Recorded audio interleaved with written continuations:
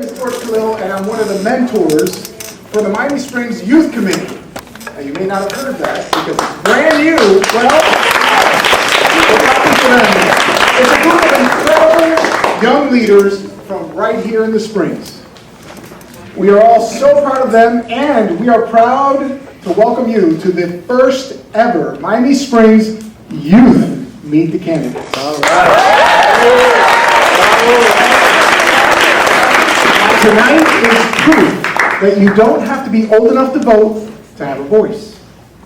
Now, thank you. It's going to be long. No.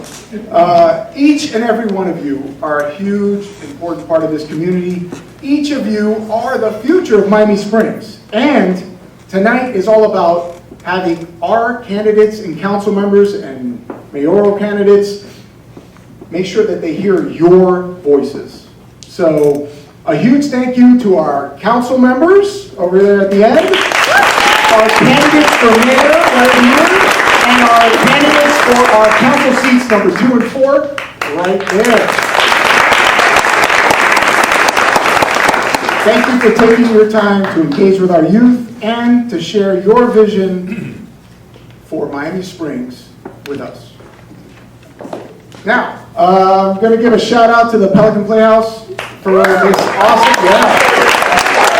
awesome venue, handling the lights and the sound, lent us some furniture, some cool props, and maybe one cool jacket. I don't know. Last but certainly not least, we would like to recognize the hardworking young leaders that made this event possible. Everything from the thoughtful questions that are going to be asked, the marketing, the sponsorship, the raffle prizes, that's big, and the music playlist was all created by our youth and by our Miami Springs Youth Committee. Stand up and let's give them a hand of applause.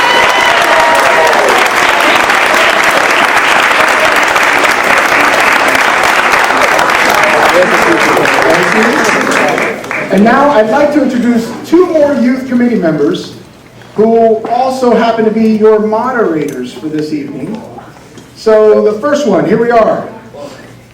Standing at 5'6" tall. 5'7" tall. All right, let's round this up. Standing at 6 feet tall, weighing in at 140 pounds. Freshman at Sagemont Prep, Vince Vigna.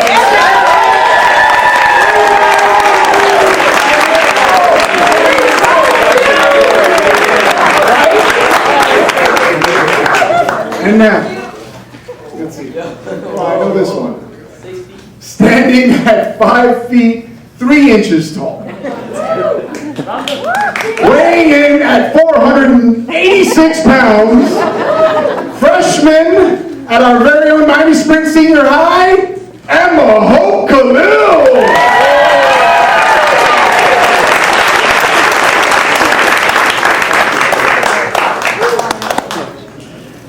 Thanks, George. Hi, everyone. Welcome to the first ever Miami Springs Youth Meet the Candidates event. We are so excited to have you all here tonight.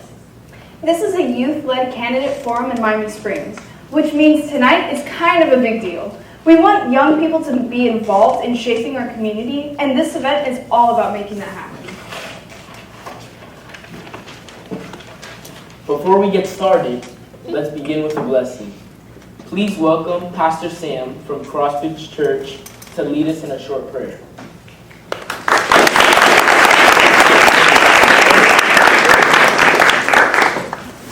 Everyone could, why don't we stand and just close our eyes. Thank you, George, for inviting me tonight. And, this is unique to hear your voice and questions that matter to you the most, to ask our political candidates on how their plans for our city, what their plans are and their views. Before we get started, let's bow our heads, close our eyes, and center ourselves.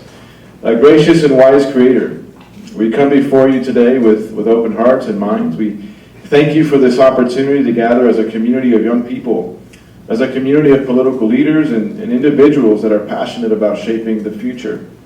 We ask for your presence, your guidance as we begin this meeting. We ask you seeking wisdom and understanding. May our discussions be marked by respect and curiosity as we work to build a city that reflects fairness, compassion, and justice. Guide these candidates here today to speak with truth and clarity and help us as young people to ask the questions that matter most to us, questions that matter most to our communities and our future. We ask for unity in our differences and for a spirit of collaboration, helping us all to build a better, more inclusive tomorrow. In this time of dialogue, we ask that we listen with empathy and speak with integrity, always striving for a city that honors every single voice. Thank you for the gift of this gathering tonight. Amen. Amen.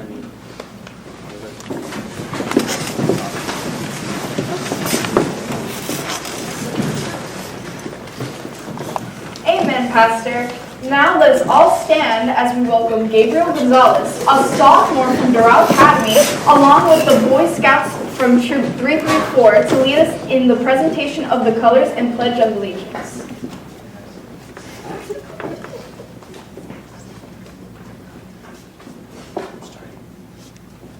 Audience, please rise for the presentation of the colors.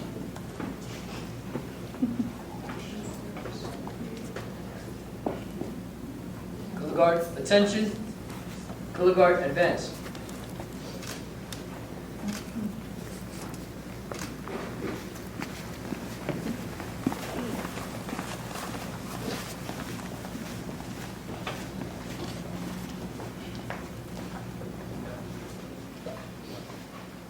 Color guard, host the colors.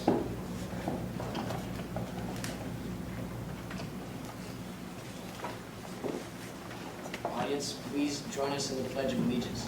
I pledge Allegiance to the flag of the United States of America and to the republic for which it stands, one nation, under God, indivisible, with liberty and justice for all. Color guard dismissed.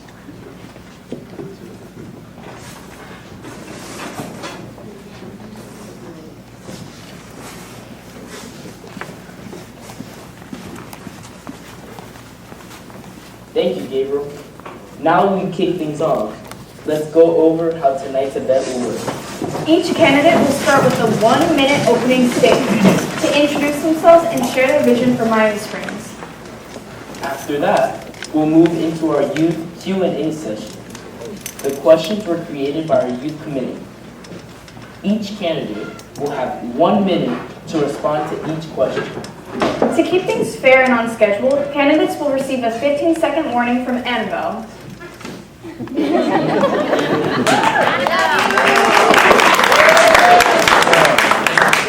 When your time is up, you will hear a buzzer from Maria Elena.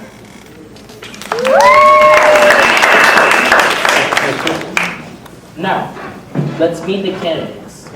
Remember, you have 1 minute for your opening statement. Let's start with Mr. Bob Best.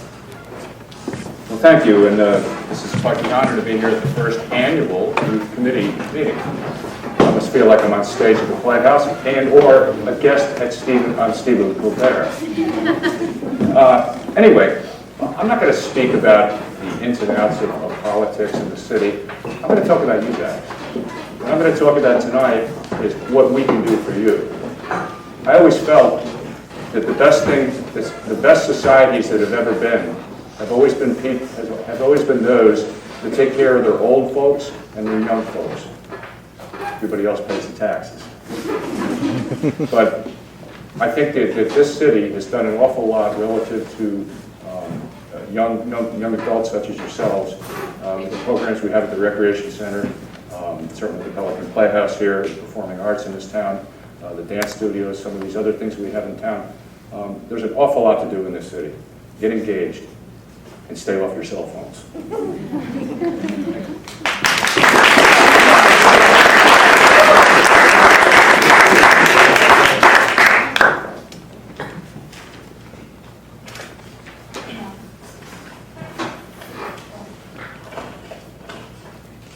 Thank you, candidates. Wait, hold on. Sorry. Next up, All right, thank you for the opportunity. So, some of you guys may know, I grew up here. I went to Springview. My mom taught at Springview for 30 years. I went to Miami Springs Junior High, graduated from Miami Springs Senior High. I remember growing up here. We used to live on Thrush. I remember riding my bike, fishing at the lakes, being in Cub Scouts and being in Boy Scouts and Troop 425, playing basketball at the old rec center, the River Cities Festival every year, even sneaking into the clay pits, they tell me. But that kind of way of life, that's not common. There's a lot of neighborhoods where you don't have that kind of idyllic hometown feel that you can grow up. This is truly a great place to grow up. We have police that make sure that our streets are safe. We have great schools. We have great programs. We have programs like the Pelican Playhouse and martial arts. As mayor, I'm going to preserve that kind of way of life for youth in our city.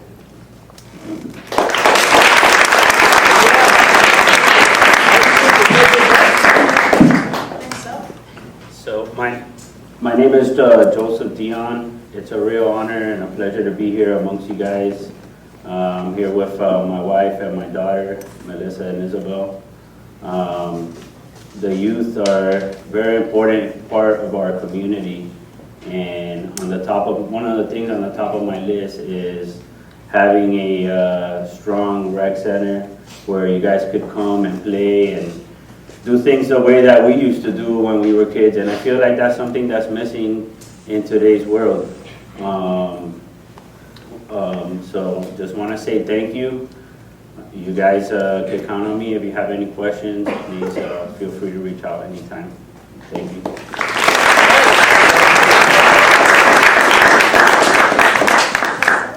So my name is Irma Matos. I love Miami Springs. I've been living here for over 32 years. I went to the junior high. I graduated from the high school. This year we have our 50th high school reunion. And thank you for hosting this event. And I look at all of you sitting on the first row there, and I remember myself running for office back in the high school in 1975. I ran for council member, and I won back in 1975. Youth in Government Day. I believe they still do that. So I am a award-winning author. I'm a real estate investor. I had my own property management business. I've done a lot of things, including being a missionary in Mexico. And my advice to you all is to never give up on your dreams.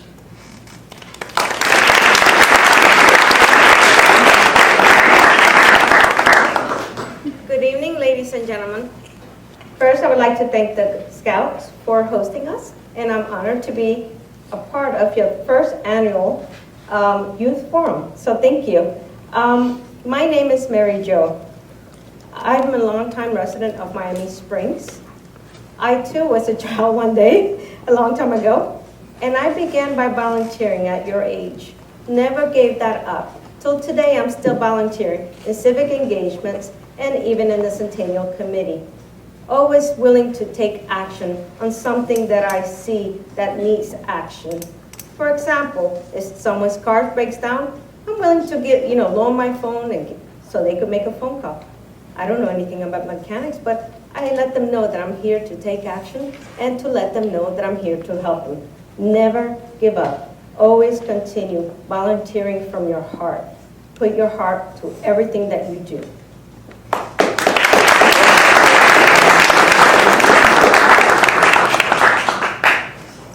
Next up. My name is VIP, apparently. No, I'm Tom Hutchings. It's good to see such a great turnout tonight. All the young minds sitting here. At one time, I was your age. And I played all kinds of sports around. I was supportive of Miami Springs. You know, I grew up here. I know what it's like. A lot of things have changed over time. And we need to get back with our different sports sections that we used to support all the time. There's a lot of stuff that's not going on, should be going on, but meaning places for young minds to gather and have group meetings or whatever. We need to get back to it. and start more recreation around here and keep everybody safe at the same time.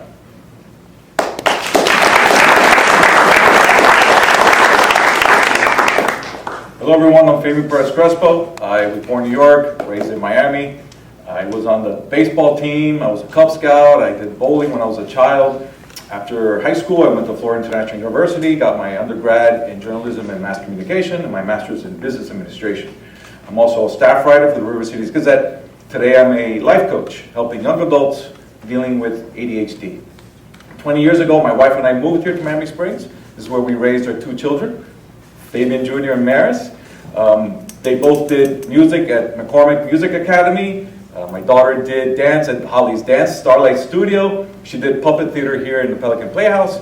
My son was at Ray's Taekwondo. He was a red belt. He's in uniform because he's a Boy Scout. I'm a senior leader of the Boy Scouts. And I'm a big volunteer in the community. I believe in giving back to this community. This is where we raised our kids, and this is where you here, the youth, will be our future leaders of tomorrow. Thank you.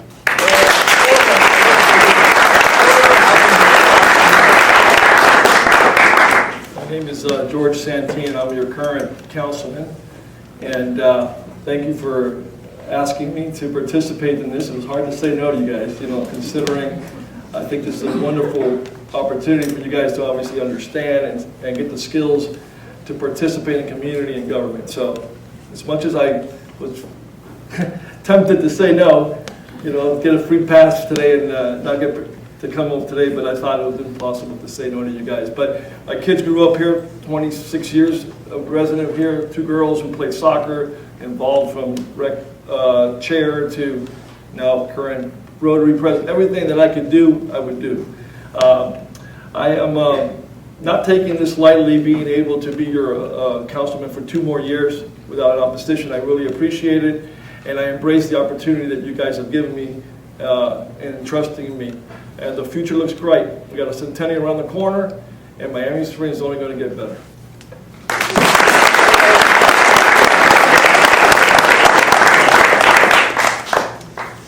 Hello everyone, my name is Orlando Lamas. Unfortunately, I didn't get to grow up in Miami Springs, but I've been fortunate enough to be here for 25 years. We've raised 2 boys, 15 and 18, and we pretty much grew up in this rec center, in the pool, raised Taekwondo.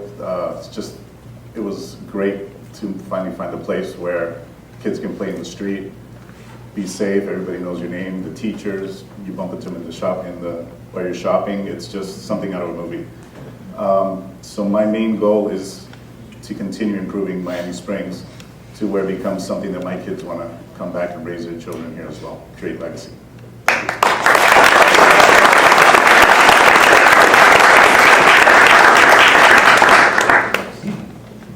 Thank you, candidates. Now, it's time for what we've all been waiting for, our youth Q&A. Each question will be asked by a member of our youth committee, and every candidate will have 1 minute to respond. With that, let's begin. To start us off, Noah Gomez. Noah, take it away.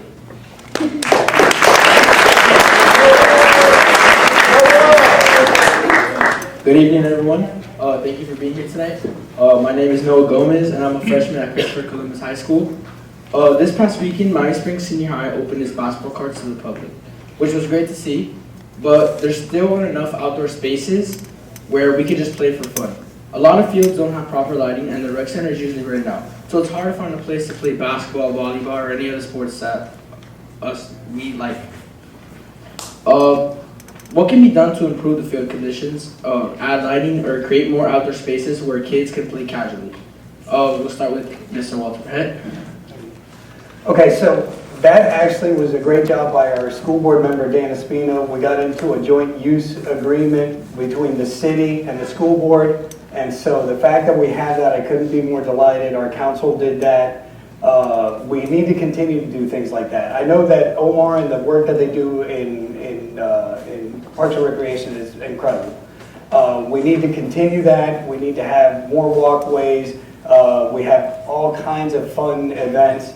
I think it's just a matter of preserving that and continuing to do that and continuing to invest in Parks and Recreation. We have incredible facilities. We really need to leverage that for the kids that live in Miami Springs. Thank you.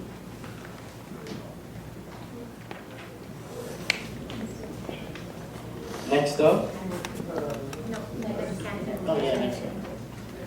So I've been working or talking a lot and meeting with Omar Luna. He's the person in charge of Parks and Rec, and one of the things that on the top of my platform is the recreation center and the parks, and making sure that you guys have all the tools you need to be able to have the sports and also the development, right? You need to have the proper coaches that are going to be coaching you to help you develop in basketball, baseball, soccer, etc. And I think it's important to do it outside, right? Like, you have a great basketball court in here, but it's awesome that you're able to do it now, like you have at Miami Springs, and you can have it at Prince Field, you know, and etc. So I'm willing to work with you guys and get some ideas and just find the funding too that you need to get it done. So.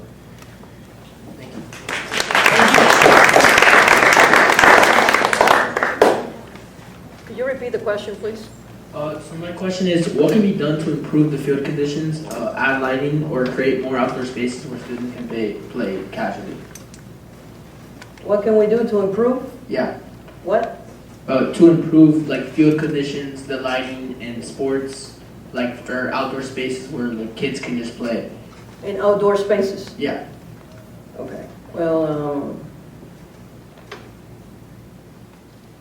take a look at it, see what's needed, find out the funding for it, and get it done. Thank you.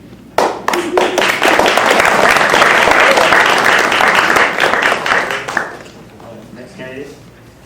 Yes, finding funds and depending what you want, what kind of sports would you like.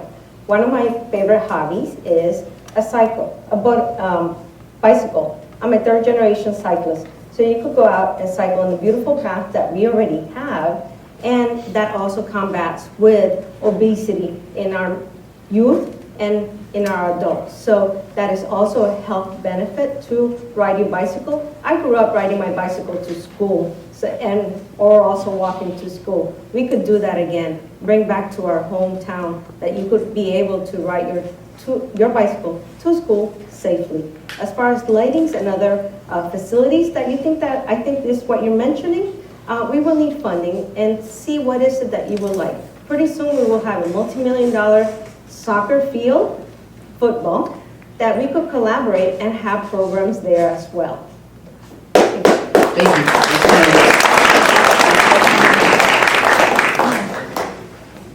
I think as a city councilman, we need to work with Public Works more often, instead of few and far between, to reopen some of the stuff that was available to everybody when I was young. The rec center, it's a beautiful facility, but it's always rented out or closed off, and the kids have no place to go. So we need to work on that, and as for lighting and the fields, we have enough of that, but because of security issues from many, many years ago, let's just keep it in check, and I'm sure we can all work together and figure something out here, because even if it's another outside basketball court in the parking lot over here, a half court would be perfect. This parking lot is never full, so even with all the different activities around. The baseball fields, the soccer fields, work with Public Works to get a chains off it early enough in the morning, especially during summertime, so the kids can play. That's all. Thank you. Next candidate, please. So growing up, I was fortunate to live on one corner of my high school, and on the other corner there was a church. So we would always be playing on either field and playing in the street. Today it's a different world, right? A lot of kids do not have access to fields that are available as parks. There's organized sports going on as well. Thank God, I think the pickleball tennis court situation has been resolved. But yes, kids in our community should have access to our public fields, especially if on the weekends, if there's not an organized sport like baseball or soccer going on. So as to the lighting of the fields, sure, we'd have to look to see what are the lighting situation, what is needed, But as a government, we should definitely be engaging with our youth and our parents to see what is it that the kids want to be at, what park they want to be at, what activity they want to do, and through Parks and Recreation, which is a great department, try to facilitate on what he said, the open fields.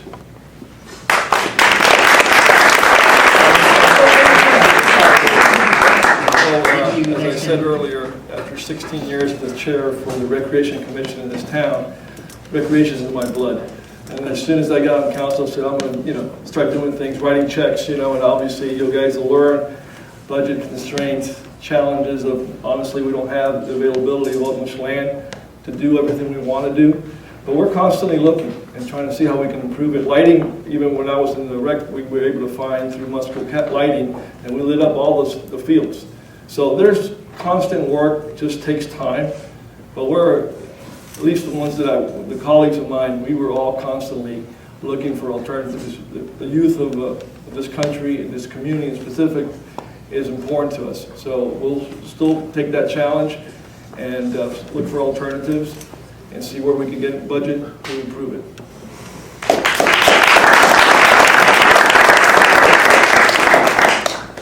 As George said, obviously budgetary constraints are ever existing, but once I get in there, I'm sure we can help find some funds for lighting, etc.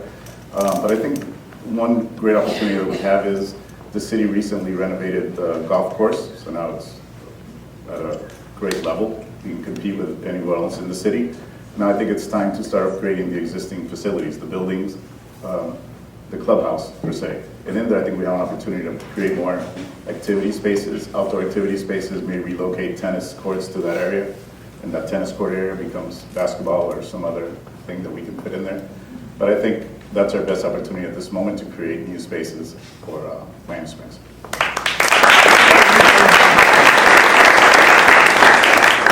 Can we go back to Mr. Valdez, please? Thanks.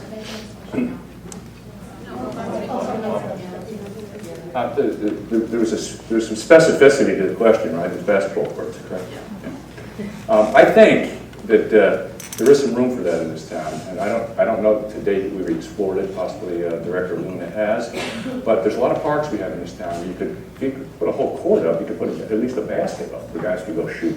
You're talking sandlot ball. You're not talking about organized ball, right? Yeah. Okay. In addition, some of these fields that are used are in conjunction with, as my opponent mentioned a moment ago, with the school compacts. I know flag football now is played on the high school football field in the mornings. There's a men's and older guys, older than you young adults, but they play soccer over on Prince Field every morning, I believe it's Saturday mornings. And Stafford Park, the same thing. So I think there's adequate capability for this. You're right that you go to the rec center, and generally it's rented out. There is open floor basketball available if you look at the schedule. Check with the front desk there and they'll tell you what it is. But yeah, there's a lot of organized stuff that goes on there.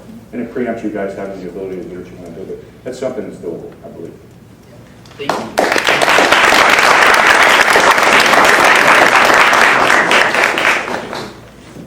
Next up, we have Bea Rodriguez.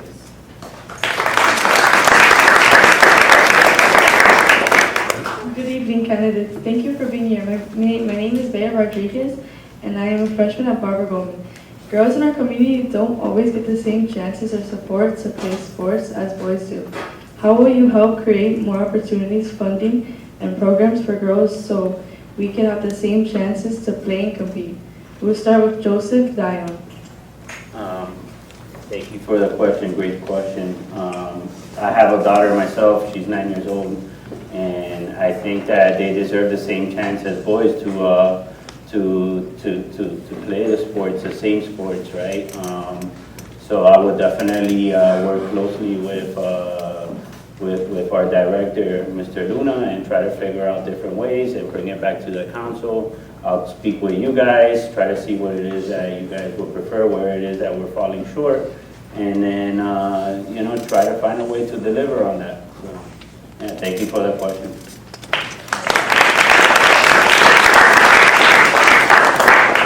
I must be having hearing problems. Can you please repeat the question? How will you help create more opportunities, funding, and programs for girls so we can have the same chances to play and compete? So you can have the same what? Like chances to play and compete. The girls? Yeah. Okay. Let's get a list of what the girls want to do. What do you want to do? What do you want to compete at? Where do you want to compete? And let's find out how we can make that happen. But we first need to find out exactly what it is you're looking for. My opinion.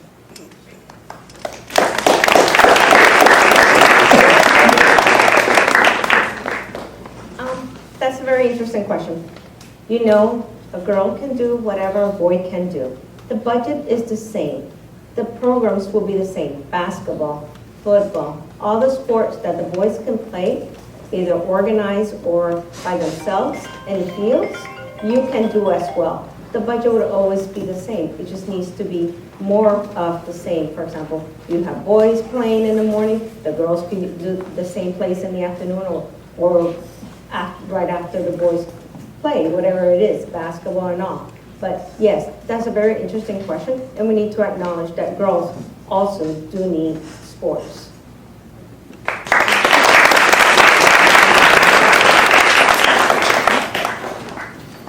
I have siblings. I have a younger sister, and she used to play soccer here. She used to play softball. She ran some track, and a lot of these programs have just gone away over the years. It's kind of a shame, but there was a change where a lot of the younger generation grew up and moved out, and now we have a new generation of young people in here. So with sponsorship, there shouldn't be any problem with bringing sports back specifically for the girls, like soccer and softball and whatever else we're going to come up with. We lost our archery club. It's kind of gone by the wayside. So it's not necessarily about boys sports, but there used to be girls sports too, and there's really not anymore, unless the Girl Scouts do it. So.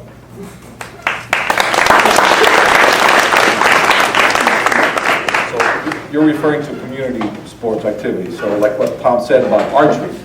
I was in the archery club with my kids. That was a co-ed sport. Unfortunately, that went away. They were shooting for a while at the golf course, and that didn't work out.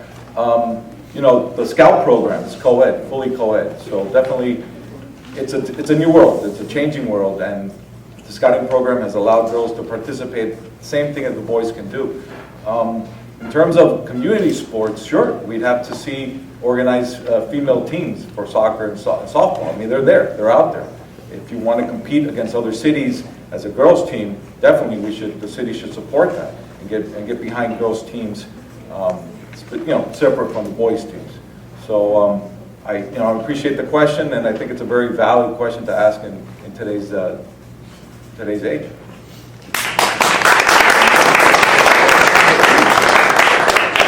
You're talking to a dad of two competitive girls, so girls are first for me, no doubt about it. Competitive enough that in 2007 we had the first all-girls speedball team that played the boys and went all the way to the championship. So the girls can do whatever they want to do if you put their heart into it and you support it. So look, like anything else, I think that we're not falling short in reference to not being fair to both parties, and I would never even allow that. But if there is some sports that you feel are not being fair to you and being equal, please let us know. But there's no way we're going to favor one or the other. So you're going to get our support. It's particular my support. Got two girls, no way around it. I get to the household, even my male dog will take the women's side. So, I'm happy to do whatever I can for equal programs.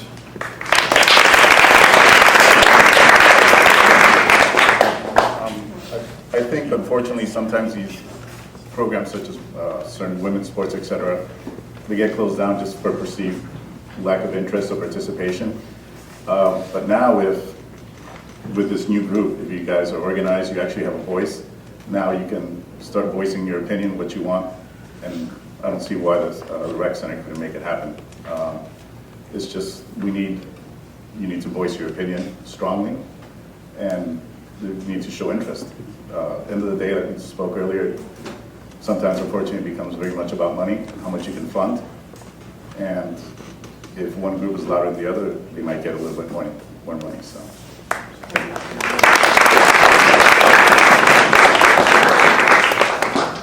Thanks for the question. Gone are the days of Billie Jean King and Bobby Riggs.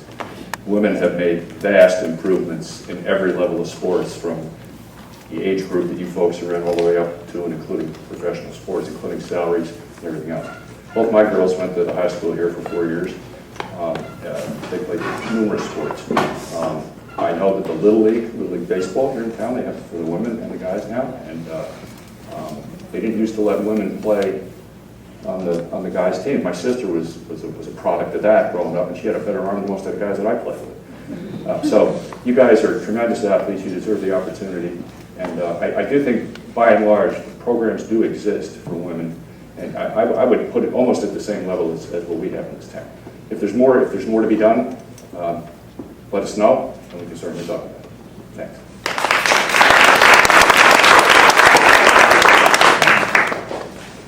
Yeah, so we've got great programs in this community. I know that Fred Gonzalez in the Little League program has softball. There are 2 travel softball teams, I understand, right now in Miami Springs. So that's big. I know also jiu-jitsu and the martial arts. I know in race taekwondo, girls have always done it. I think there's even a special ladies and girls class of jiu-jitsu in our community center. So Fabian mentioned that scouting is co-ed now, but we have several Girl Scout troops in this area. So I think that we have to continue to provide access like that. There's also things like golf. We have a great youth program that started up in the golf course and the tennis court. That's something that comes with us providing more and more access to the youth. Obviously, girls need to have just as much access, if not more, and that's something that we're always going to push for in the city.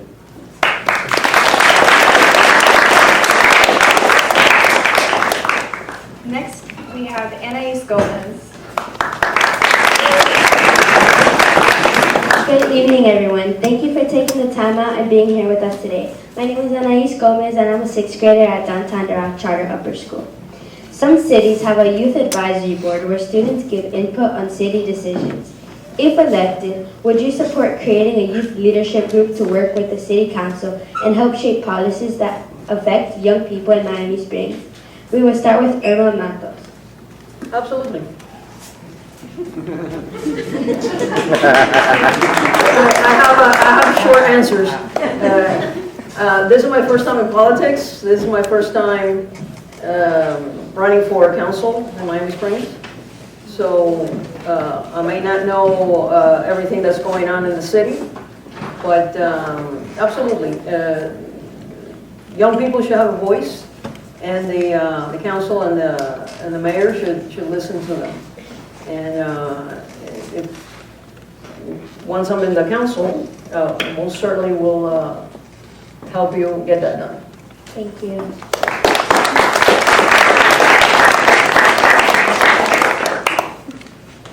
Inez, I see a future politician. Well, that's a wonderful question. Thank you. Right now we have adult community-led committees in City Hall. So I wonder if a youth program or a youth-led committee will work. And that is something that is a possibility, depending, of course. As you know, conversation is 50-50, right? You've been taught listening is part of it, 50, and the other one is speaking, another 50%. So if we listen to all your needs or wants and what can be done, I'm certain something could be done for you. And that's how that's how things are developed and flourish. So I do welcome that opportunity. It's something to explore. Thank you.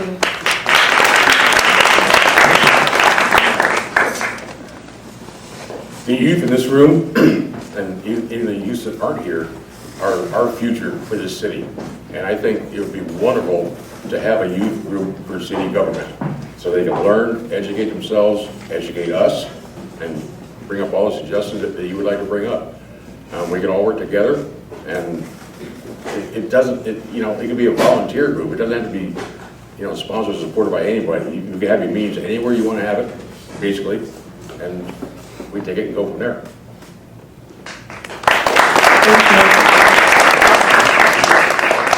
So we have different boards in the city.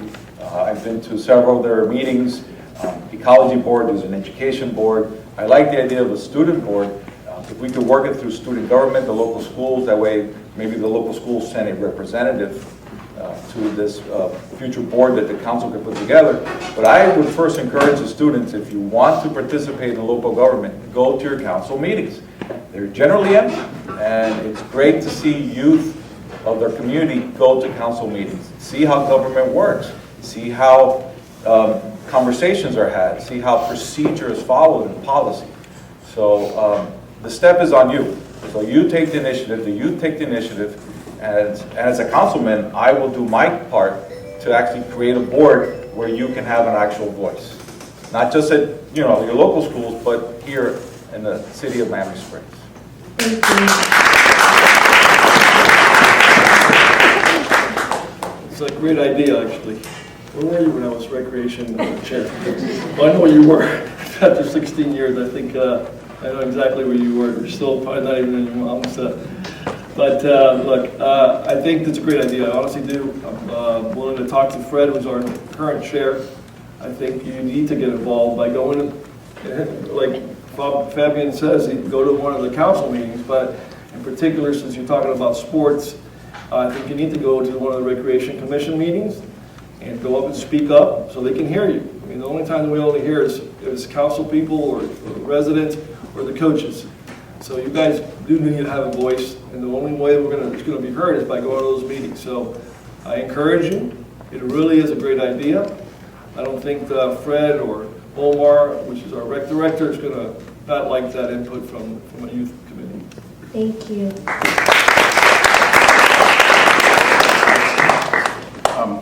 I think it's a great idea. Unfortunately, as adults, we tend to overcomplicate things sometimes, get too stuck in our heads. And I think you guys might have a much simpler insight and offer a lot better suggestions, more streamlined. So I think it's a great idea. Thank you.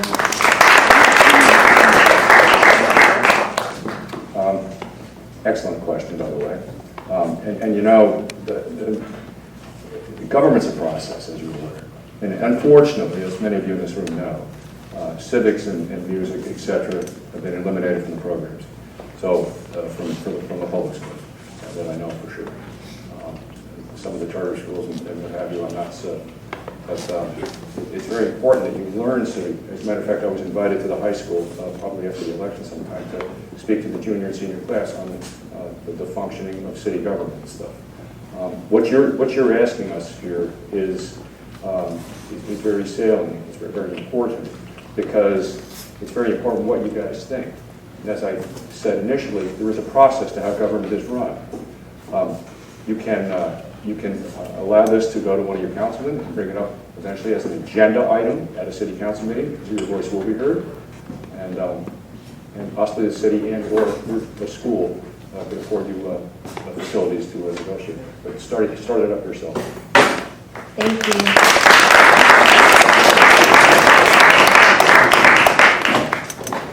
Yeah, so I'm going to echo that sentiment. So when I was in Boy Scouts, I remember for a merit badge, we had to go to a council meeting.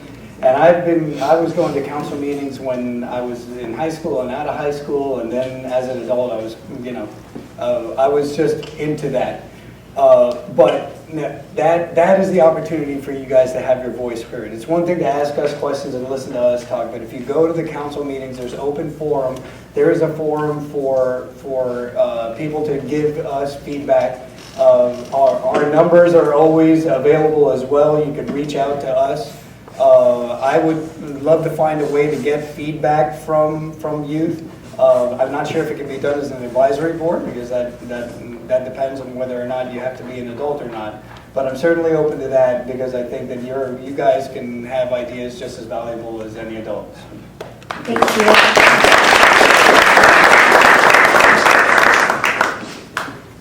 great question. How would you like to be the chair of the committee?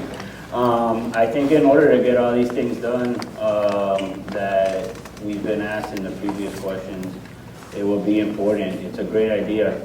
Most definitely, I am open to it, and I would love to work with you guys. And if you would like to be a part of the committee or even the chair, by all means, please give me a call after I'm elected, and I will work with your parents, and we could pick a committee of the kids to help us do that, get that done, okay? Thank you.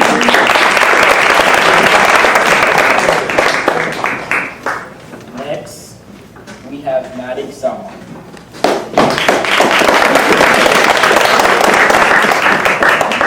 Hello, good evening. We know that leadership is never always easy. It's never always going to be easy. So from your own experience, what's the biggest lesson you've learned about being a leader, and how can you apply it to your community?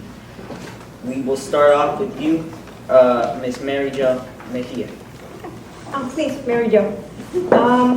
Since I was young, in youth, I was involved in politics in the school. From, I think, junior high, we were able to vote for our own government in school, and I was involved. I learned to listen. I wish also, and I want to be the councilwoman that will listen to all the residents, listen to the expert, collect data for what best fits, and then make a decision from there. I do not wish to be a person to, or I'm not a person to just say, do this and do that, or just base my opinion on something.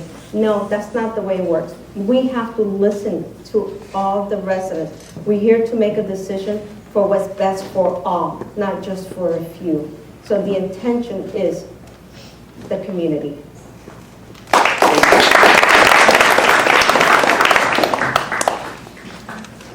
Leadership is learned mainly from your parents, and then you make what you want to make of it later on in life. Leadership is learning to listen to what people want and want to hear, and express what you want to say. I was president of the union for years, as a leader, obviously, for 870 people, 2 separate contracts. But I had to listen to everybody and pay attention, and I learned that from my parents and all my upbringing. So I continued on with that, and it's experience and just mainly listening and paying attention.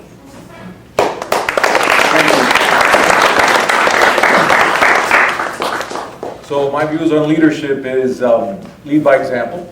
Don't ask someone to do something you wouldn't do yourself. Know how to delegate properly, when to delegate, how to delegate. My leadership skills were acquired through the university and in working corporate. I'm impressed by the youth today. Like my son is in the junior Rotary Club, and I never had that opportunity when I was a kid. Was that? Interact Club. Interact Club, but it's part of the Rotary. He's going to be a Rotarian before I am. So today's youth have incredible opportunity to do leadership programs that I didn't have when I was a child. But I would definitely recommend going to school, going to leadership classes. I'm always taking leadership classes. I'm a lifelong student. So if you're really interested in leadership, look to the civic organizations, not like the Women's Club. They can join the Women's Club. You can learn leadership skills there. The Girl Scouts, the Boy Scouts, and through your own school, like my son does through his charter school with the Interact Club. So it's a process, and it takes time and years, but you know, if you do it properly and with the right guidance and mentoring, you'll get it. Place, but it starts with you starting to get involved enough to know who you are. And a leader, a great leader, keeps learning.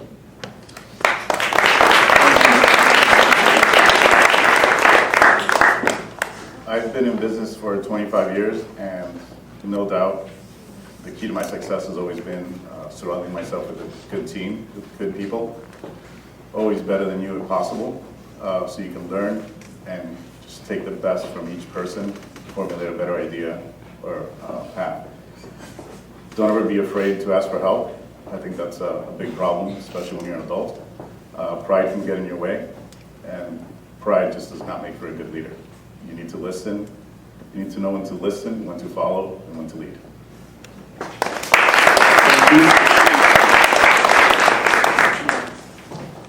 Yeah, the good Lord gave us 2 ears and 1 mouth, right? As has been said by several up here already. I'm not going to agree.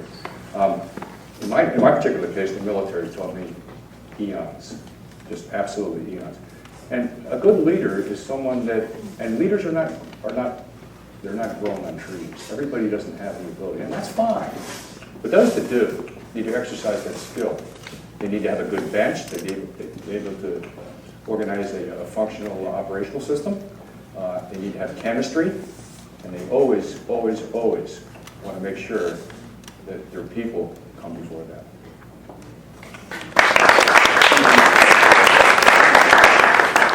So I follow a philosophy of servant leadership, which is basically leading by serving, right? And there's a famous quote that says, when he helped him to the top of the mountain, lo, for he had scaled it himself. Which means that if you help someone be better, you'll be better. If you help someone succeed, you'll succeed. That's what this is all about. And when you look around this whole room, look at all of these people in this room that are dedicated to serving this community for you. And you guys are the next generation, and everything we are doing, we do for you guys, for the youth, because you guys are going to inherit what we leave behind.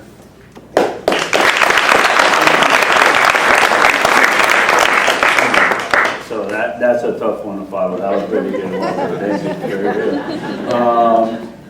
One thing that stuck with me when I got here was you approached me, you looked at me in the eye, you shook my hand. That's leadership. Leadership is doing the right thing, not doing what's easy. Leadership is not waiting for someone to give you a fancy title to have to do the right thing. Leadership is knowing when to follow from time to time. Being a good friend, being honest, working hard, that's leadership. Thank you.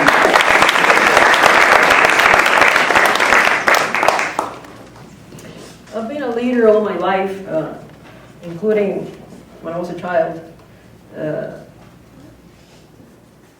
And I ran my own property management company for 33 years. And effective leadership is serving those that you lead, respect them, and help them to reach their goals and dreams.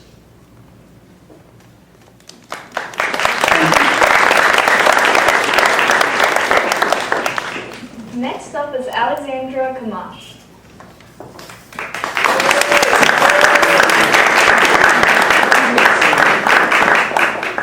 Good evening, everyone. My name is Alexandra Kamash. I'm a sophomore at AIE. So nearby cities have year-round youth programs, but in Miami Springs, there aren't as many options to keep us engaged. If you're elected, how would you expand and improve youth programs so that we have more opportunities in arts and leadership activities right here in our own community? We'll start with Thomas Hutchings.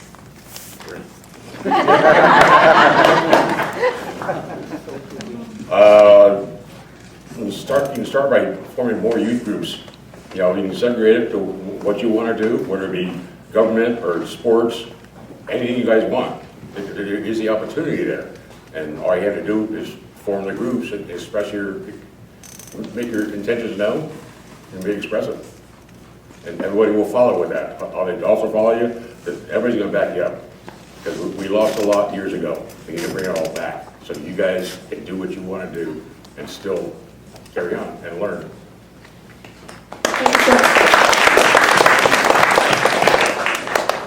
So I'm going to answer that starting with civic organizations.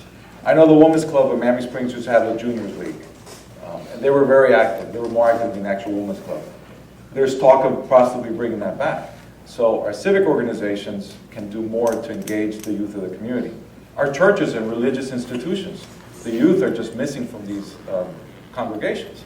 So I would encourage you, if you're a member of a congregation, seek or start a youth group there. They'll be very receptive to that. As a government entity, sure, we could work with the Parks and Recreation to do more activities and to invite maybe guest speakers to address issues of leadership, is what you're saying, and make it at least a a warm or a safe place for the youth to go and learn about leadership or engage with other youth. I know they do board nights at the community center once in a while, activities like that, but sure, I'm all in favor of looking at every aspect, right? Civic, religious, and even government, and possibly private. There's an art gallery off the circuit. Maybe there's something that can be done with the gallery that's there. So I'm open to working in different aspects to that.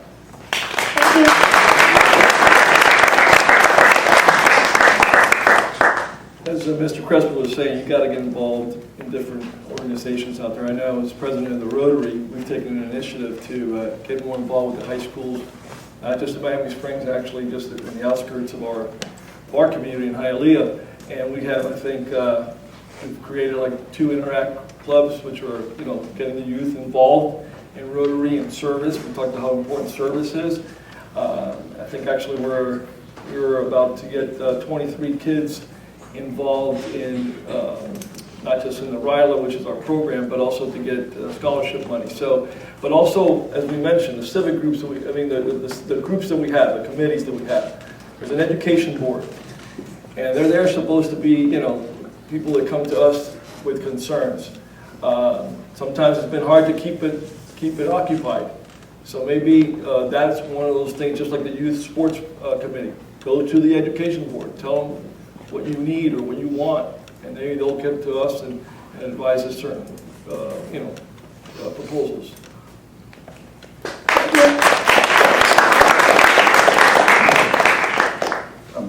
I think one of the best things about Miami Springs is its size, its scale, where we have a great government body, but the community is still small enough where we can pivot and change things very quickly. So going back to the question about women's sports, I think now that if you guys are organized in this fashion, you can really voice your opinion, and we have a chance to quickly react to your needs. If you'd like to see any extended programs or new activities, just raising the question, or at least get on the board and start the conversation about it so we can get things moving.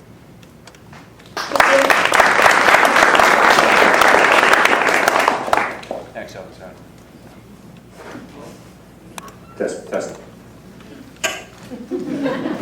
Thanks for the question. I think it was a sort of question that was asked previously, but this is more broad brush, if I understand the question correctly. Yeah, specifically more in arts and leadership. I liked what I heard earlier down the way. I wasn't certain who said it, but it had to do with evangelical organizations. And that's one of the things that I would like to stress in this town, if elected mayor, and that is for a lot of these churches to come together in terms of the formation of things exactly what you're asking for. In addition to that, of course, we have the Scouts who are represented here tonight. They've done a great job with that. And previously, as we answered, to put these together in your own way, shape, and form. And you move forward from there. Once you get a consensus, you move forward just like government works. And you get something done, really.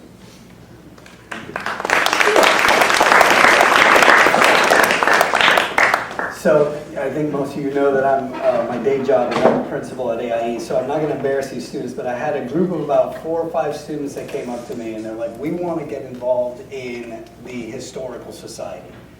I was like, all right, so I got my phone, I called Jaime Petrolanda, and he answered the phone. I got Jaime, I said, I've got 4 or 5 girls here, they're in the middle school, that want to get involved, and he said, I don't know how to do that because we have like a family membership that involves everybody, or like an adult. We don't really have a child membership.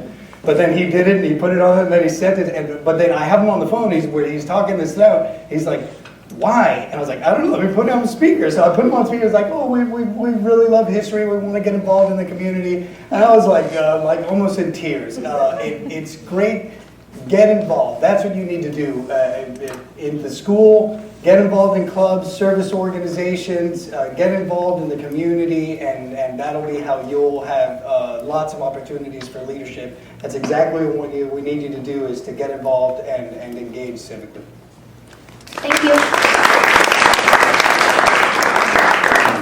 I love all the questions and the way that they're so different but similar at the same time. Great job, guys. So Not to get into too much detail, but I was raised by my grandparents, and we didn't have the best situation growing up. And one of the things that saved me was being part of the Key Club. I went to Miami Senior High School. You know, while maybe I didn't live in Miami Springs, I did grow up in Miami. And moving my family to Miami Springs was definitely a huge upgrade. And I think that, I know we have all the great tools here. Because I see that little piece of me when I was a kid, that I was in the Key Club, and that's what saved me while my friends were out getting in trouble. I was part of this one civic club. I see that here times 10, you know, so it's just getting involved. You have great parents, listen to them, and you know, get involved. Take advantage of the civic clubs that you have. I'm happy to help any one of you that want to get involved, or maybe even start a new club. The committee that you guys were talking about, I think that's a great idea. So, yeah. Thank you.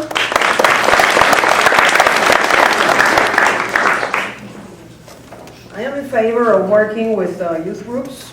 You are the future. It is our duty as older folks to teach you and guide you in the accomplishments of your goals and dreams. I am a woman of faith, and I agree with Fabian that you should get involved in your church.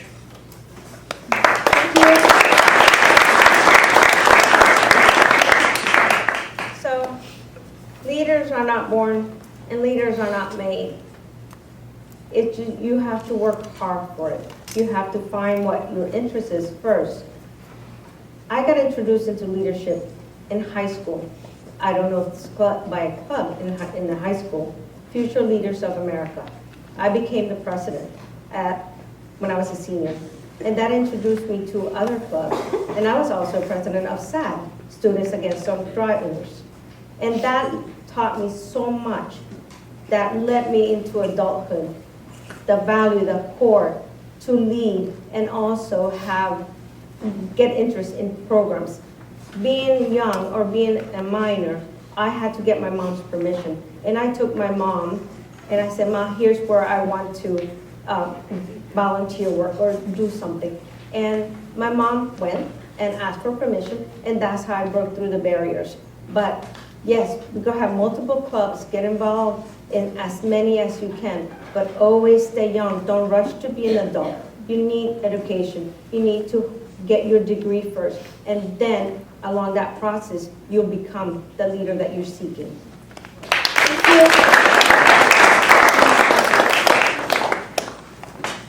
And for our final question of the day, we have Zoe Perez. Good evening, everyone.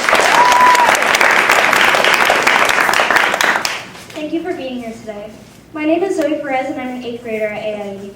Many students that live in and or attend school in Miami Springs don't know about Glenn Curtis or the city's importance in aviation history. How do you plan to support initiatives that educate and engage youth in learning about the history of Miami Springs? We will start with Mr. Fabian Perez Crespo. Well, there you go. You go to AIE, right? The Aviators. That's like, Glenn Curtis is built into that structure of the school. Going back to like studying civics and learning about the history of this wonderful city, I would encourage students to get involved. I heard it said before with the Historical Society. They have incredible resources. They do conferences and forums all the time. We talk about Glenn Curtis. We have a centennial coming up next year. Get involved with that. Reach out to your representative on council. See what can be done. Research Glenn Curtis. Everything he built, not just Miami Springs, we got Hialeah, Opalaca. We went to the Historical Society Gala a month ago. Great presentation on the history of Opalaca. So take it upon yourself to research Glenn Curtis, ask questions, get involved with the Historical Society, and challenge your teachers. Hey, teach me about the local history here in Miami Springs. We have a lot of it, and we should be proud of it.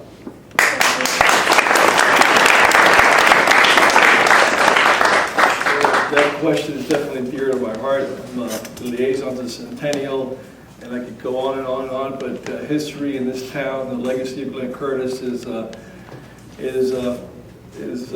of the things initiatives that I've taken since I got into council let everybody know.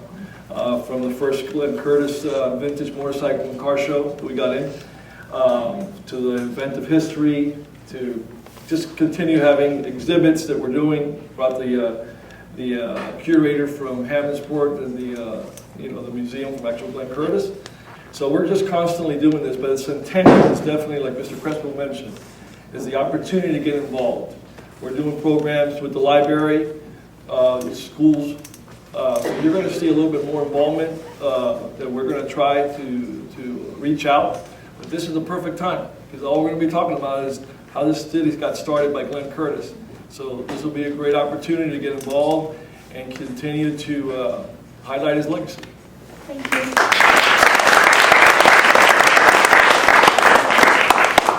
I think unfortunately, the majority of people don't know about Glenn Curtis unless you live here in Miami Springs. And I think it's something we really need to capitalize on the marketing of it, because it really lends a lot of interest and possible revenue to the city that we will need. I think it really goes down to marketing awareness. I mean, the man invented airports. Nobody really knows that. He's undercredited for it. So I think, yeah, the city really needs to focus on more marketing for it and putting our message out, not only within Miami, but throughout the country, as we are, we're right across the street from the airport. Again, he was one of the fathers of aviation, commercial aviation. So I really think we need to capitalize on that.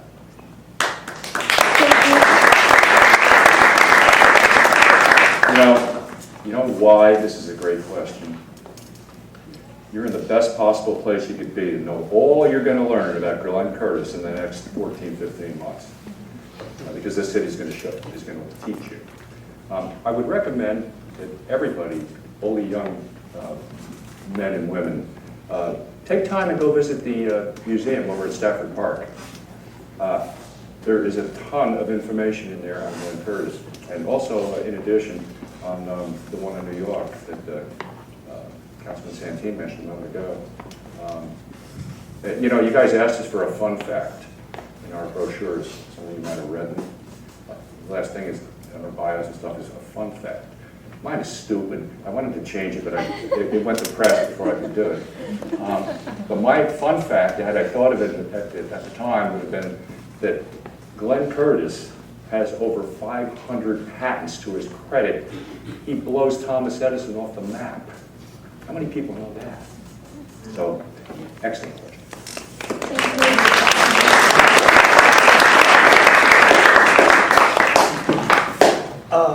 So I think that what's really important is we have a historical society. As I mentioned, there are some students who are already interested in joining. They actually have a new exhibit that is going up at the museum that's right there next to Stafford Park. So I think that that's the first step. Glenn Curtis is all around us now in the Centennial. You're going to learn a whole lot more about him. But I think more importantly, once you get into like the essence of the person of Glenn Curtis, you really understand that what he stood for was like innovation and having a vision and ambition, and that's the kind of thing that you guys are demonstrating right now. You guys are creating a youth committee and you're getting involved and you're making this city better. Those are the principles that this city were founded on. And the best way that we can honor Glenn Curtis's legacy is through our stewardship of the city and to continue to do these kinds of things that make us better. So thank you. Great question, by the way, and I love the way it led up to this great finale. Ending with Glenn Curtis, our founder, it's an honor. It's an honor to be here. And I think the way I see it is we have to be stewards of finding a way of innovation in a new way, right? We've discovered many things already as it is, and in my belief in honoring Glenn Curtis and someone that was an innovator and a founder, that is with you guys, finding the talent and developing it. So that's my tie-in to Glenn Curtis. I think we also live in a very rich town, rich county in history, so it's really cool the way that if you go through Henry Flagler, Mary Brickell,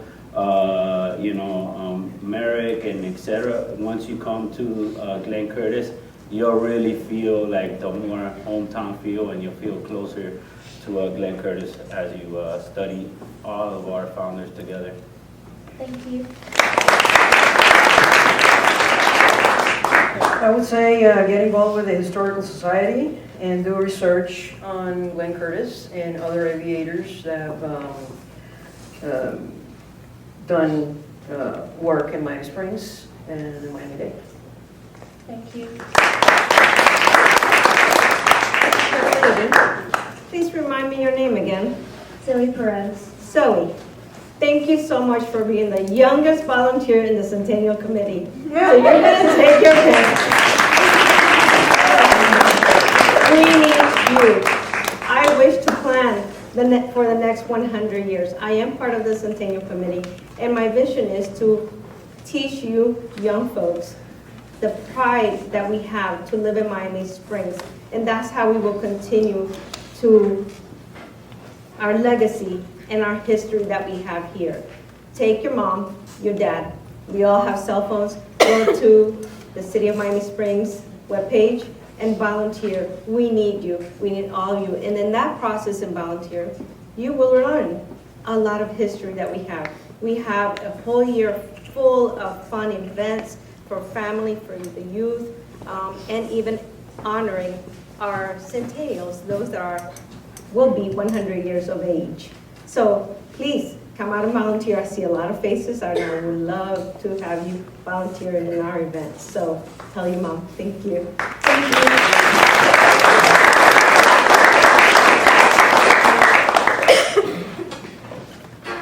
Miami Springs is very rich in history. Not only was it founded by Glenn Curtis, but then after he passed, we had all the old school airlines that aren't around anymore. We had Eastern Airlines, which is the biggest airline in the world. Then we had National Airlines, we had Pan Am. And all of those people who are now passed, including my father, he flew for Eastern for 37 years. That's a long time. So, and that's all included at the museum. So there's so much education at the museum over on East Drive. You can go and read about Glenn Curtis, you can read about all the different airlines.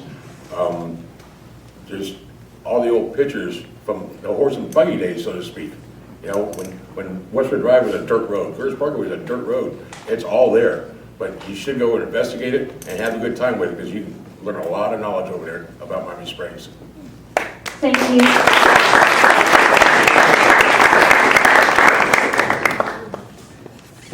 Thanks for the engaging discussion and thoughtful questions, and thoughtful answers from our candidates. Politics can be serious, but let's lighten things up a bit. It's time for the word challenge.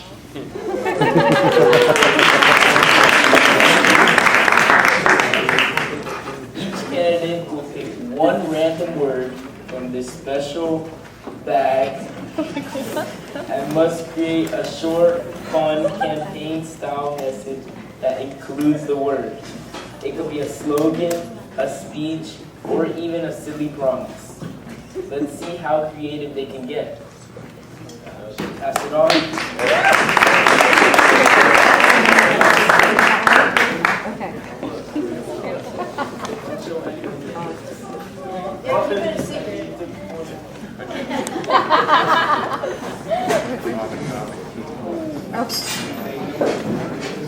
Oh yeah, we do. Our youth committee.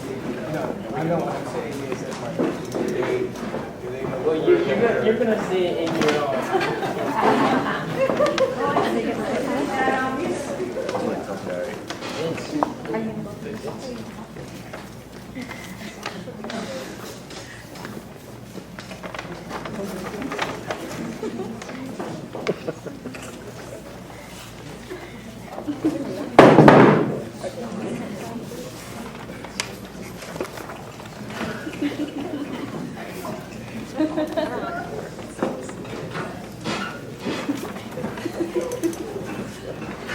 You can handle it, Walter.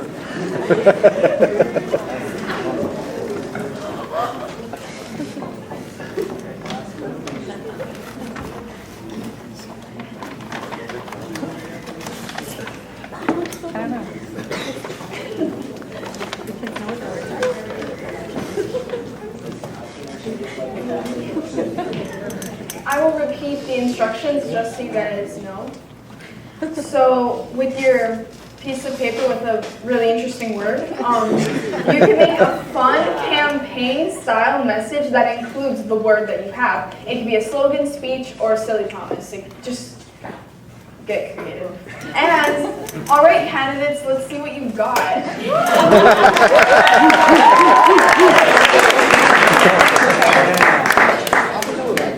think we should give them like a little bit of time to. I mean, can I go first? We can do it in any order. Yeah. Whoever's ready can go first. English is my second language. I have no idea what this means. Phantom tax. Sorry. Improvise.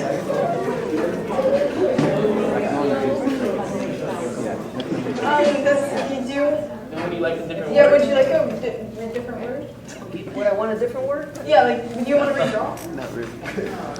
Or do you want to like Go with it, go with it. I'm gonna figure this out. Okay. Hey, you're not supposed to.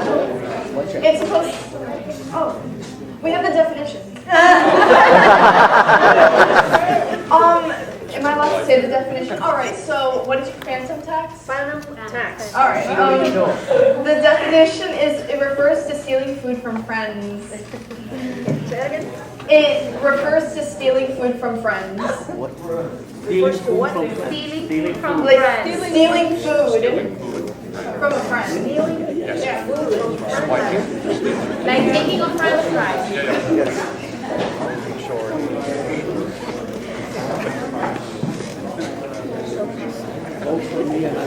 Okay, so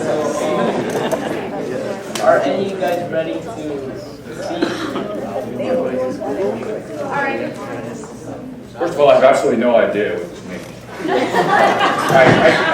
I do have some thoughts. A, it's a candy bar. B, it's a former Philadelphia mayor by the name of Frank Rizzo. And third, it would have no place in my campaign, that's for sure. What was the word? What's the word? I should read the word? Yeah, you can read it. Okay, the word is, actually it's two, it's Riz, R-I-Z-Z, / Rizzy.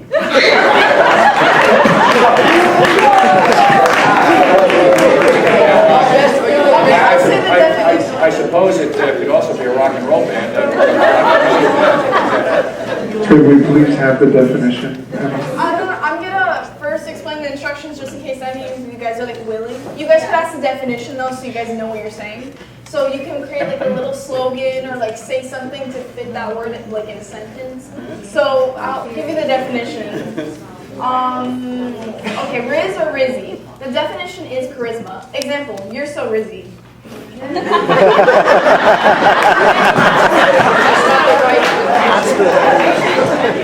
Charisma, yeah. Well, that's awfully kind of you.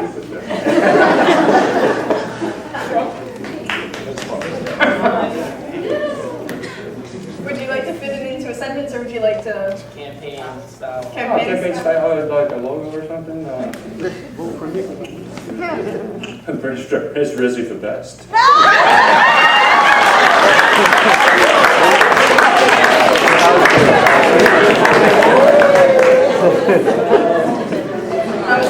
That was wonderful. We'll just go on a line. Nice. So, mewing, is that?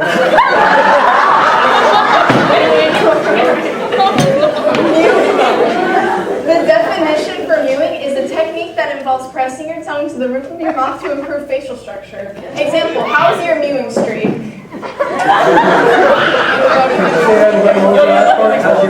How's your mewing streak? That's an example. Like, how's your mewing streak?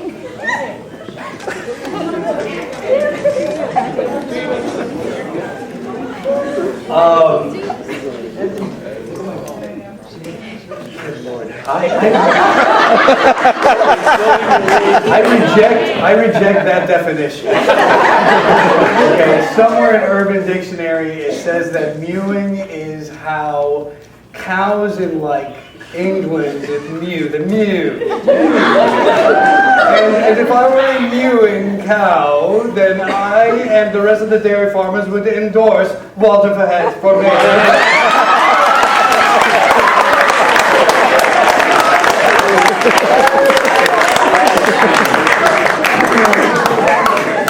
Okay, so next person up.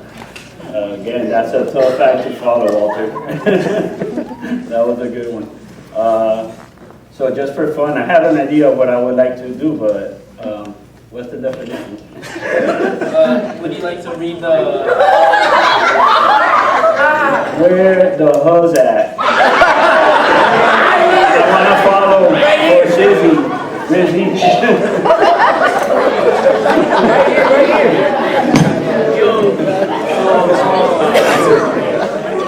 The definition of the word huzz refers to someone they are trying to impress or be with. The ladies. Where the hose at, Mr. Rizzy?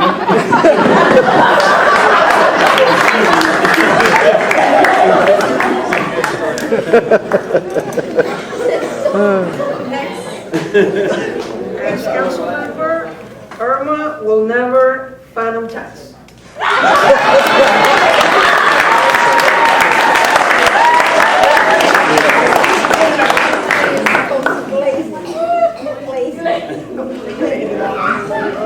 Would you like the definition? Yes. Okay.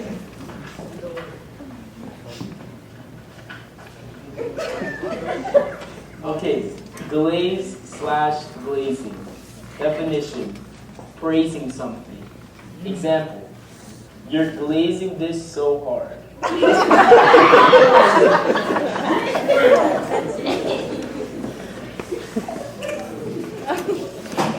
Remember, April 1st, you could glaze hashtag Team Mary Jo.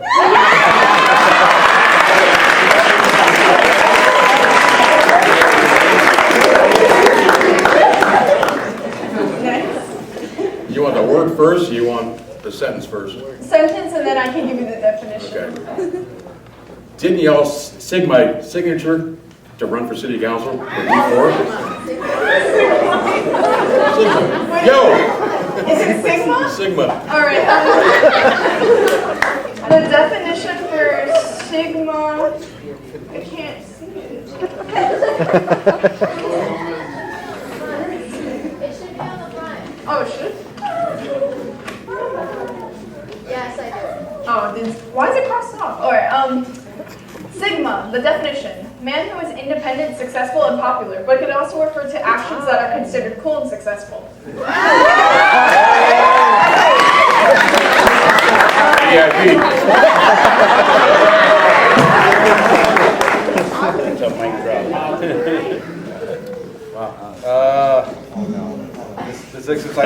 This exercise is real skibbity. All right, so I think I know what this means. So on April 2nd, after I'm elected your councilman, I will be sitting on the sofa eating a pint of Haagen-Dazs, watching Invincible crashing out. You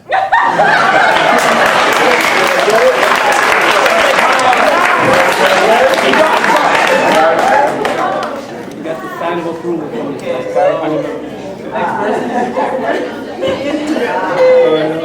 I'm not going to ask you the full definition because it's my slogan, but it's for some reason. Oh, look at that. Okay. All I got to know is the word because he used it.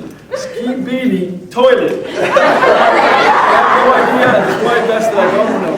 So my slogan will be: get your head off the Skibidi toilet and get involved.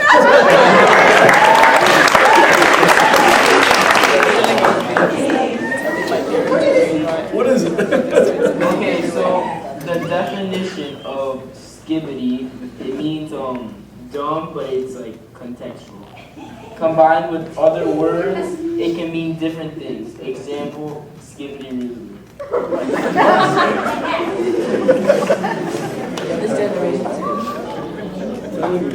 Alright, vote for me, Orlando Lamas, because just like a low taper fade, I will always make it look good.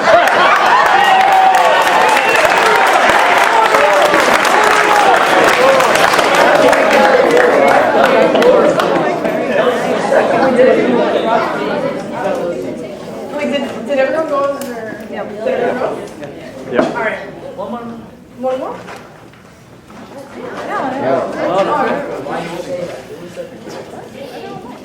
So,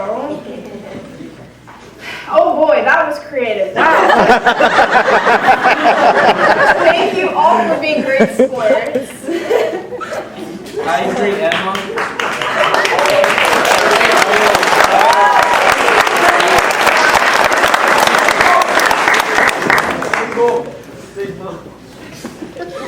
I agree, Emma. What talent. Big thanks to everyone for having fun with us.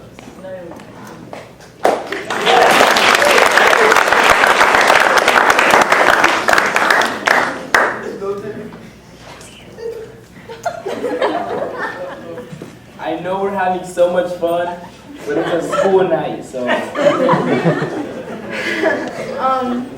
We appreciate all the candidates for sharing their thoughts and ideas with us. We have one last special guest. Please welcome a local Eagle Scout nominee from Troop 334 to the podium. He'll take a few minutes to share about his fundraiser for his Stanford Eagle project.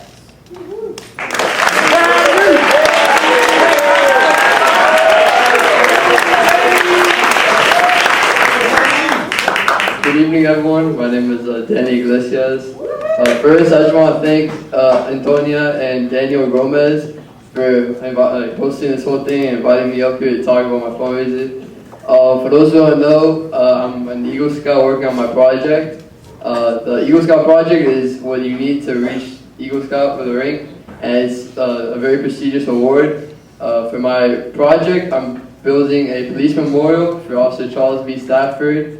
Again, for those who don't know, he's the only officer to ever die in the line of duty in Miami Springs history back in 1991.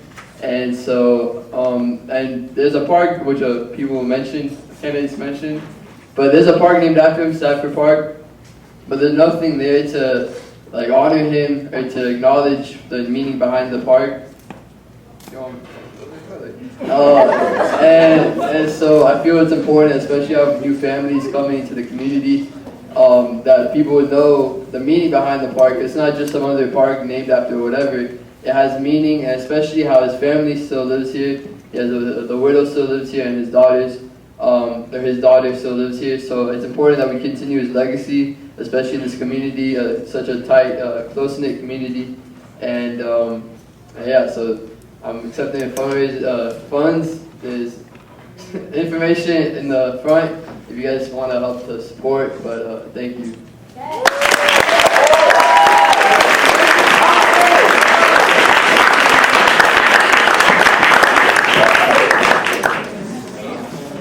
Thanks, Danny.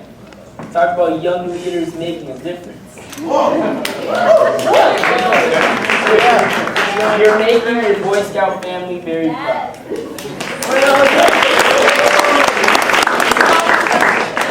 Now it's raffle time. When you arrived tonight, you received a raffle ticket. Now it's time to see who's taking home some awesome prizes. Please welcome Milo from AIE that will be calling the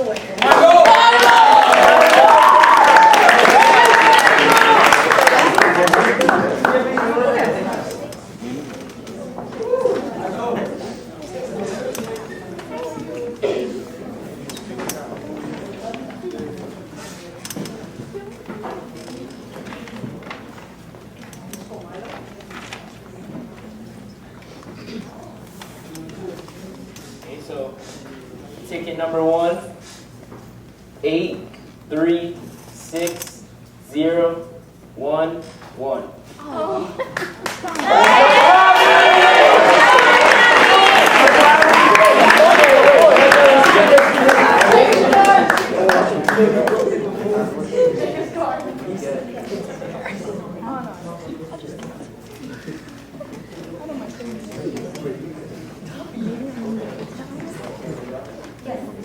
So, Chavi over here, he got a $30 gift card for Soulful Smoothies.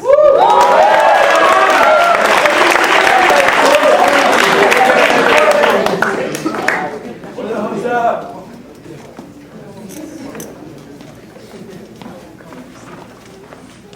The next winner is 836-023.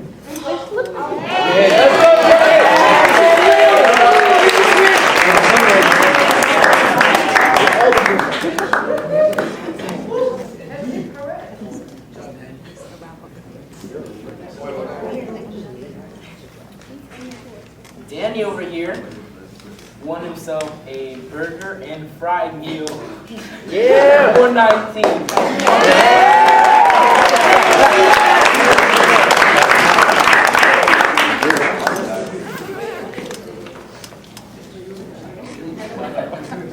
Okay, so the next winner is 836-022.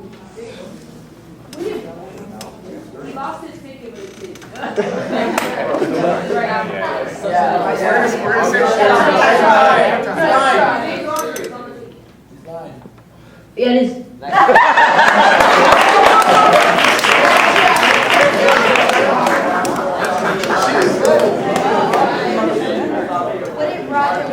Yeah, for real, bro.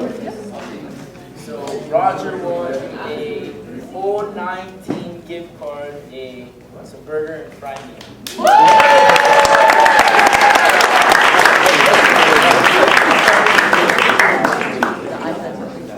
So these next two prizes are going to be the biggest prize we have.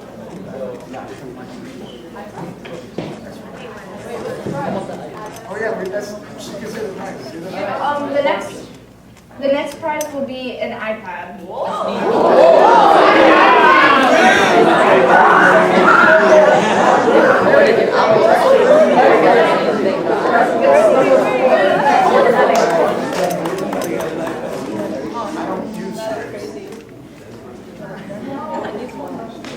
All right, so the big winner is 836-034.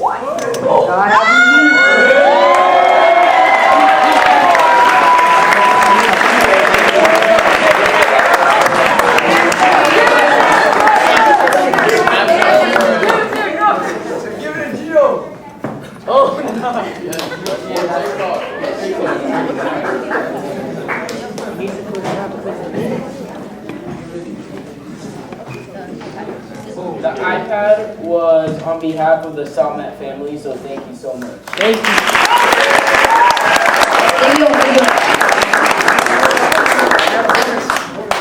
The bonus prize is Beats. Beats like their headphones.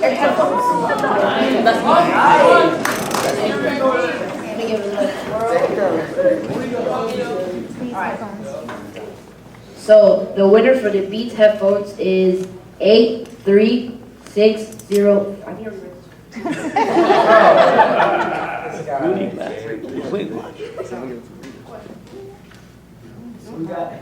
836032.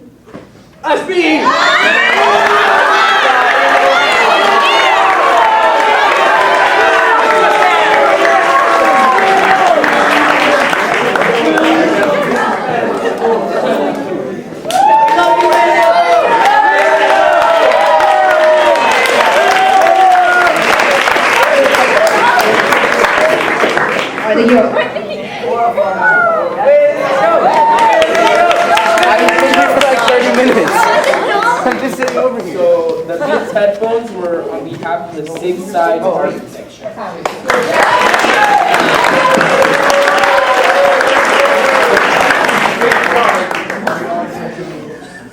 Congratulations to all our winners, and a huge thank you to our sponsors. We encourage you to support them, and you'll find their names in the playground.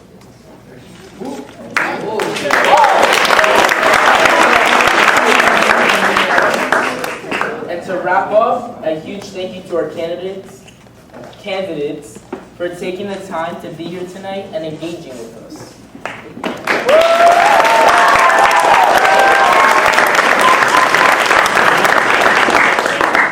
Also, a special thank you to our youth committee members and mentors for their dedication and leadership in making this event happen.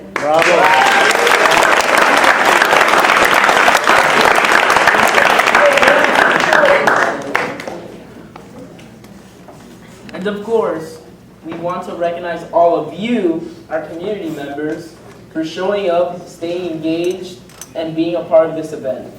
Thank you for coming.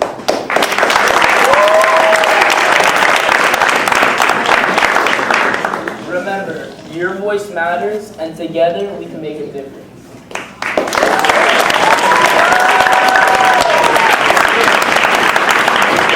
And finally, our candidates are ready for pictures and autographs.